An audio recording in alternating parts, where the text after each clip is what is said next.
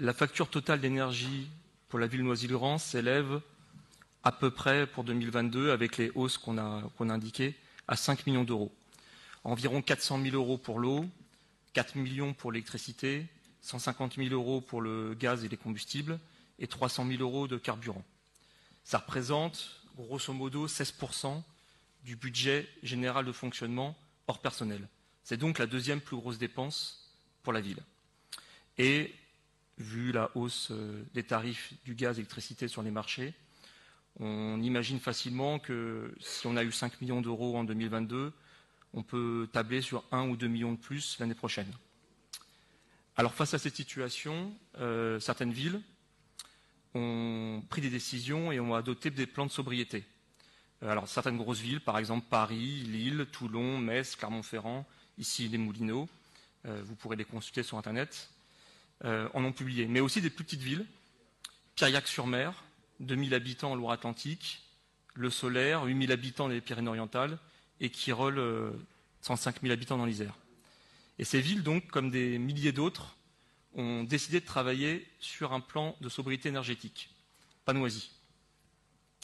Manifestement, et on le regrette, votre municipalité préfère travailler sur des délibérations, sur des ventes de terrains municipaux ou des opérations immobilières que vous nous détaillerez ce soir. Pourtant, quand on lit ces plans de sobriété énergétique, en moyenne, ces villes visent 10% d'économie d'énergie. Donc 10% de 5 millions, ça fait 500 000 euros en année pleine. Et vous voyez, quand je vois ces 500 000 euros, je ne peux pas m'empêcher de penser aux 5% d'augmentation sur les services municipaux, c'est-à-dire sur la cantine, sur le service jeunesse, sur les activités culturelles et loisirs, où vous avez décidé d'augmenter et de prendre 5% dans la poche des Noiséens pour 210 000 euros. 210 000 euros d'un côté, 500 000 d'économie potentielle de l'autre. Alors oui, des solutions existent si on veut bien y travailler. Vous en avez parlé tout à l'heure, rénover l'éclairage public. Les LED, effectivement, consomment 7 fois moins d'énergie que des ampoules classiques. On peut également accompagner la rénovation énergétique avec des plans de meilleure isolation. On pourrait travailler également à l'installation de pompes à chaleur qui consomment à peu près 3 fois moins d'énergie que des chaudières classiques. On peut aussi penser à remplacer des vieux radiateurs, et il y en a beaucoup dans les écoles, par des modèles plus efficaces. On peut aussi essayer d'entraîner les bailleurs sociaux, les entreprises, les particuliers pour diffuser cette sobriété énergétique à la société.